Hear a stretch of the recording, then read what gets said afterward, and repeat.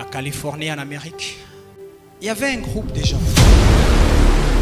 Avez-vous déjà entendu parler du réveil d'Azusa Street? Il y avait un groupe de gens. Ils étaient les esclaves.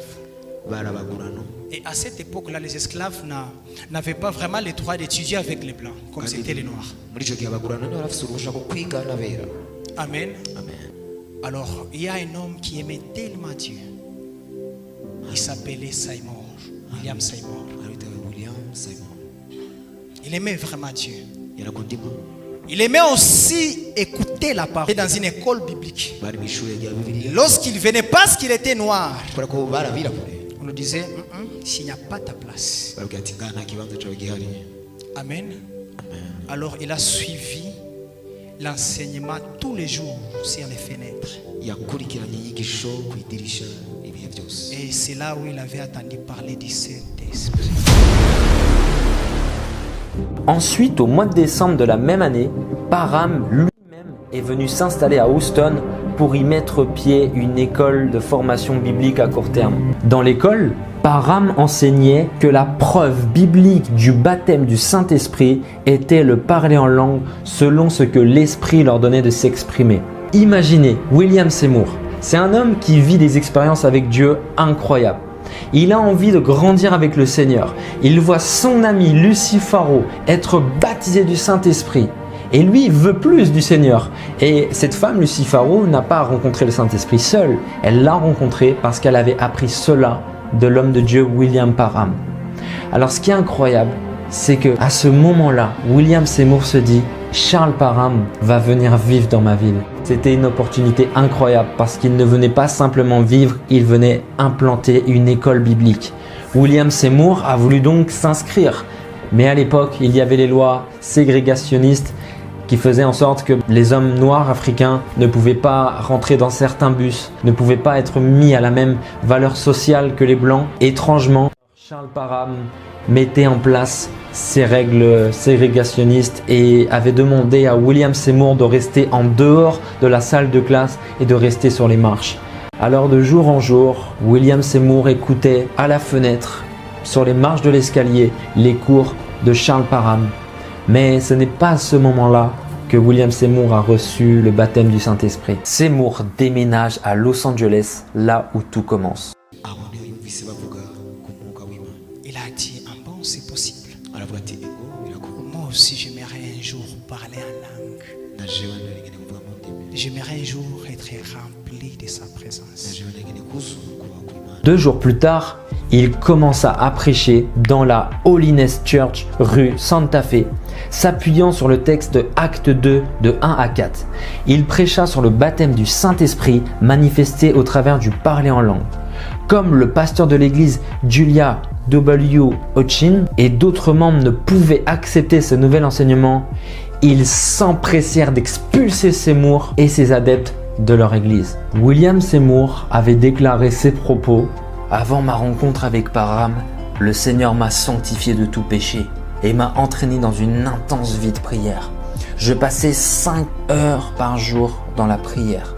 J'ai continué à prier ainsi pendant 3 ans et demi lorsqu'un jour, alors que je priais, le Saint-Esprit m'a dit « Des choses meilleures attendent ceux qui mènent une vie spirituelle. Cependant, ces choses ne peuvent s'acquérir qu'à force de foi et de prière. Ceci a stimulé mon âme si bien que j'ai commencé à prier davantage, à savoir que je priais 7 heures par jour. Ceci continua pendant 2 ans de plus jusqu'à ce que je reçuivis le baptême du Saint-Esprit. » Amen. Un jour, ils étaient un nombre de 8-7 personnes. Ils ont monté dans une chambre. Ils ont dit, Père, nous avons appris quelque part que c'est possible. Une personne peut être remplie par le Saint-Esprit. Et il a fini par dire, tel que nous sommes un nombre de 6, 7, 8 personnes, nous sommes les illettrés. Mais la Bible dit, ces jours-là, tous, ils étaient remplis du Saint-Esprit. Et Dieu n'a pas regardé le niveau de l'étude de Pierre, mais Dieu a rempli son esprit selon Joël 2. Ils ont prié. Ils ont prié. Ils ont prié. Tout le monde a commencé à parler à langue. Pendant plusieurs semaines, le groupe de Bonnie Bray se réunissait dans le but de chercher Dieu. Pourtant, jusque-là, aucun n'avait reçu le Saint-Esprit, ni ne s'était mis à parler en langue. Bien décidé à y parvenir, le groupe rentra dans un jeûne de 10 jours, convaincu que le Seigneur finirait par répondre à leurs prières. Il s'était dit tout simplement, écoutez, on a vu notre ami Lucifaro parler en langue, on n'avait jamais vécu ça, on pensait que c'était que dans la Bible, nous on veut le vivre. À cette époque, Seymour vivait chez un homme à Los Angeles d'origine irlandaise du nom de Owen Lee, surnommé l'Irlandais. Le soir du 9 avril, donc quelques jours après le jeûne, alors qu'il était sur le point de quitter la maison de Lee pour se rendre à la réunion à la rue Bonnie Bray, Seymour s'arrêta un instant pour prier pour Lee parce que le jeûne avait affaibli Lee et Lee était malade. Étant à bout de force, a pris le bras de William Seymour et a dit « Vu que je suis malade, je ne pourrai pas venir à la rencontre, prie pour moi et je sais que je vais recevoir le Saint-Esprit. » Alors William Seymour a commencé à prier pour Owen Lee et tout à coup, pendant sa prière, Owen Lee s'est mis à parler en langue. Une visite du Saint-Esprit est venue. Et puis, tout à coup, William Seymour s'est mis à paniquer. Il est parti en courant rue Bonnie Bray. Alors Seymour se précipita alors tout excité chez Asbury et raconta tout ce qui venait de se passer avec Owen. Ils se mirent tous espérés. Tous s'étaient dit, mais c'est incroyable. Si un était touché, tous peuvent être touchés. Fait auparavant, Seymour exhorta ses amis à croire en Actes de 4. Puis, il leva les mains au ciel et l'Esprit de Dieu descendit sur lui avec puissance. Il fut rempli du Saint-Esprit, se mit à parler en langue, submergé par la présence de Dieu. Il tomba à terre. Puis, ce fut le tour de Jenny Moore et de beaucoup d'autres. Tous se mit à parler en langue. Ils étaient remplis. C'est que nous aujourd'hui nous négligeons parler à langue, radababa, on prie comme normal. Mais il disait si je peux parler ça, je crois que ma vie peut changer. Amen. Ils ont prié et Dieu il les a visités. L'un des plus grands réveils jamais connus dans le monde. On appelait ça Azusa Street. Le réveil commença dans cette petite maison. La nouvelle se répandit aussitôt comme une traînée de poudre et les gens du voisinage accoururent pour voir ce qui se passait. Une grande foule s'était assemblée et Seymour vit cela comme une occasion de prêcher l'évangile. Les gens qui entendaient parler de ce réveil venaient devant cette maison et il prêchait sur le portique. Il fabriqua alors un pupitre de fortune sous le porche d'entrée et se mit à exhorter la foule qui s'était réunie. Là, on voyait comment quelqu'un venait, n'avait pas les jambes, mais priait et les jambes arrêtaient comme ça. Les esclaves. Et tout le monde a commencé à attendre parler de William Seymour, de Azusa Street. Parce que selon l'histoire, on dit que tout le monde venait. Les jours suivants, les gens continuèrent d'affluer en plus grand nombre. Un témoin raconte, ils poussaient des cris durant 3 jours et 3 nuits. C'était durant la période de Pâques. Les gens affluaient de toutes parts. Le jour du Seigneur était impossible de s'approcher. Le jour suivant, il était impossible de s'approcher de la maison. Dès que les gens arrivaient, ils étaient revêtus de puissance de Dieu et c'est la ville tout entière qui en fut secouée. Les réunions de la rue Bonnie Bray se succédaient les unes les autres, 24 heures sur 24. Des centaines de personnes furent sauvées. Nombre d'entre elles furent à parler en langue comme au jour de la Pentecôte.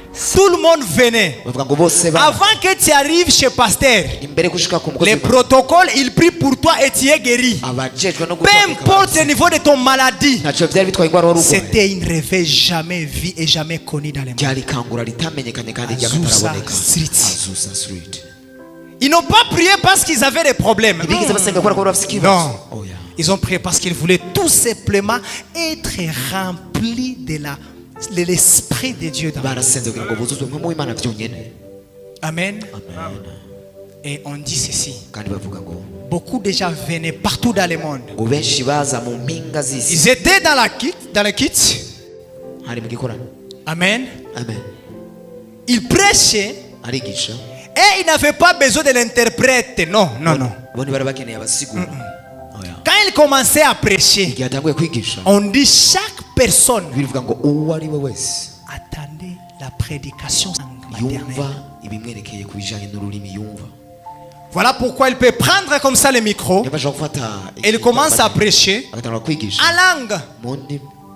Par exemple, Mani bani- Eranena, toi tu attends, gloire au Seigneur. Et vous dites Amen. Parce que lui n'avait pas étudié. Il était illettré en fait. kubera ko ntiyize. On dit on n'avait pas besoin. Il y avait des Chinois, il y avait des Français, il y avait des Anglais.